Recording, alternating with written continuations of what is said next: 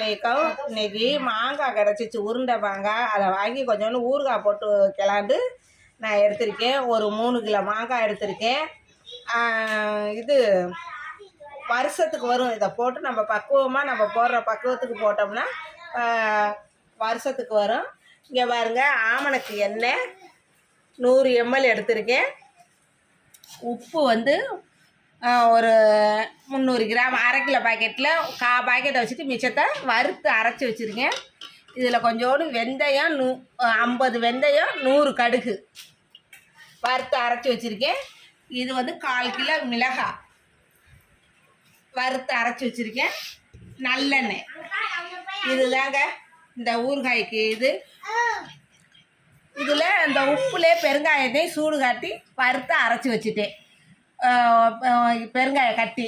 இங்கே பாருங்கள், இப்போ இந்த விளக்கெண்ணெய் 100 ml ஊற்றிக்கிடலாம்.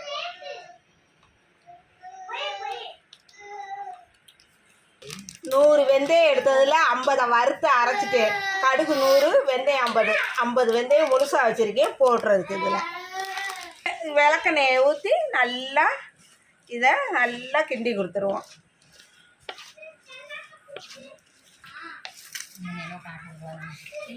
போட்டுக்கிடுவோம். பெருங்காயம் எல்லாத்தையும் போட்டாச்சு. அப்படியே எல்லா பக்கத்தும் வர்ற மாதிரி இந்த கட்டை காஞ்சிருக்கணும், ஈரம் இருக்கக்கூடாதுங்க. நம்ம வந்து வருஷத்துக்கு வச்சுக்கிறது மாதிரி இருந்துச்சுன்னா கை போடக்கூடாது, ஈரம் இருக்கக்கூடாது. தூக்கி குளுக்க முடிஞ்சால் குளுக்கி விடலாம்.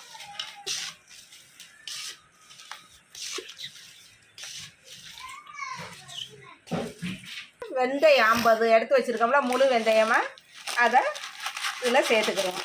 இந்த வெந்தயம் ஊற ஊற நம்மளுக்கு வந்து எண்ணெயில் ஊறுனா நல்லாயிருக்கும் சாப்பிடவே. இந்த மாங்காய் நம்மளுக்கு சூடு, இந்த சூட்டுக்கு இந்த வெந்தயத்தை அப்படி போட்டால் கொஞ்சம் நம்மளுக்கு வந்து அது எதுவும் வயிற்றுக்கு பண்ணாது. அதுக்குதே இந்த வெந்தய பொடி போடுறதோட கொஞ்சோண்டு இது முழுசு வெந்தயம் போட்டால் நல்லாயிருக்கும்.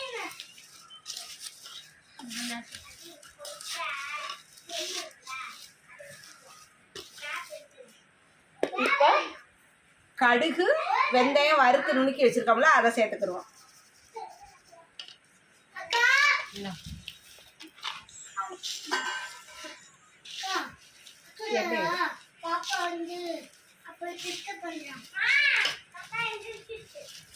இங்கே பாருங்க, எண்ணெய் 1/2 லிட்டர் எடுத்துருக்கோம். 300 எண்ணெய் ஊற்றிக்கிடுவோம்.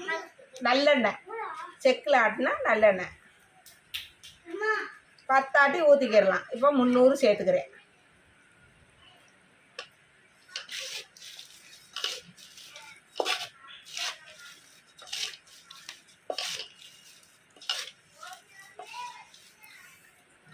வேறுங்க தூக்கிக்கு அப்படியே கிண்டி விடுவோம் கொஞ்சம் மேலு. பாருங்க, சுற்றி நல்லா எல்லா பக்கத்தும் படுற மாதிரி கிண்டிட்டு இப்போ மிளகாத்தூள் வறுத்து இன்னைக்கு மிக்சியில் வச்சுருக்கேன், அதை சேர்த்துக்கிடுவோம்.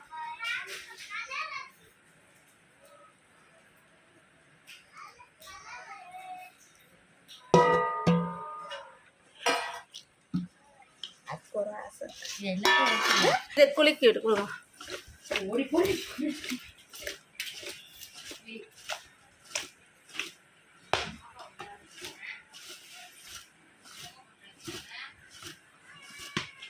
ஜாடியில் போடும்போது அப்போதைக்கு அடிக்கிறோம். இப்போ சொல்லிடுறேன். இப்போ நைட்டில் போடுறதுனால நான் வேட்டை கட்டி இதிலே வச்சுருவேன். காலையில் இந்த ஊறுகாய் போடுற ஜாடி, அந்த காலத்து ஜாடி இருக்குது, அதை கழுவி வெயிலில் நல்லா காய வச்சுட்டு இதை போட்டு நம்ம வந்து துணியை போட்டு வேட்டை கட்டி வெயிலில் வைக்கணும். இப்போ நான் இதிலே வச்சு வேட்டை கட்டி வச்சிடுறேன். ஏன்னா ஈரம்லாம் படக்கூடாது இதில். பாருங்கள், எல்லாம் கிண்டி நம்ம வச்சுட்டோம். காலையில் ஜாடியில் போட்டுக்குருவோம். இப்போ வேட்டை கட்டி நைட்டில் செஞ்சதுனால இப்போ நான் வெயிலில் காய வச்சு பண்ணுங்கிறதுக்காண்டி நான் வச்சுருக்கேன். இங்கே பாருங்கள், இப்படி வேட்டை கட்டி நம்ம வச்சுருவோம். காலையிலே உங்களுக்கு கொஞ்சம் இந்த இதிலே கொஞ்சம் இத்துக்கணும். நம்ம ஜாடியில் போட்டு வெயிலே இப்படி வச்சோம்னா வருஷத்துக்கு இந்த ஊறுகாய் வச்சு நம்ம சாப்பிட்லாம். இந்த ஊறுகாய் எப்படி மெத்தடில் போட்டேன்னு பார்த்து நீங்களும் போடுங்க. அஸ்ஸலாமு அலைக்கும். இந்த ஆவக்காய் நான் மாங்காய் ஊறுகாய் பெரட்டி நான் ஜாடியில் வச்சு காட்டுறேன்னு சொன்னேன். இது ஒரு வாரம் ஆச்சு. நான் வெயிலே வச்சு பிளாஸ்டிக் வாளியில் தான் வச்சு வெயிலே வச்சு எடுத்து இந்த பாருங்கள் இந்த ஜாடியில் போட்டிருக்கேன். நல்லா வெந்தயம்லாம் நல்லா ஊறி போயிருக்கு பாருங்கள்.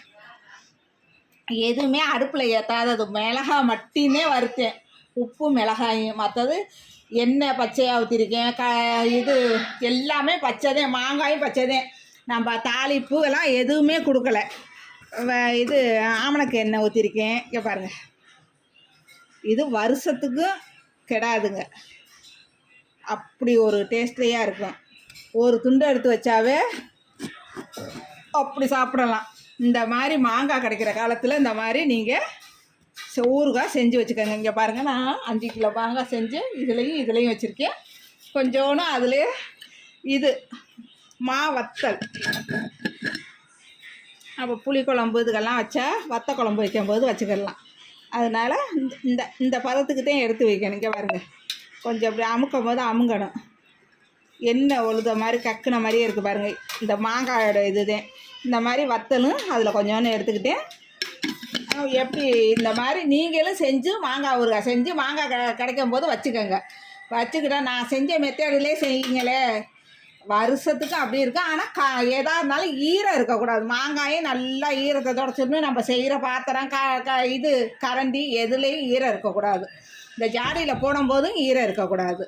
ஈரம் இல்லாமதே தொடச்சிட்டு வெயிலில் காய வச்சு போடணும்.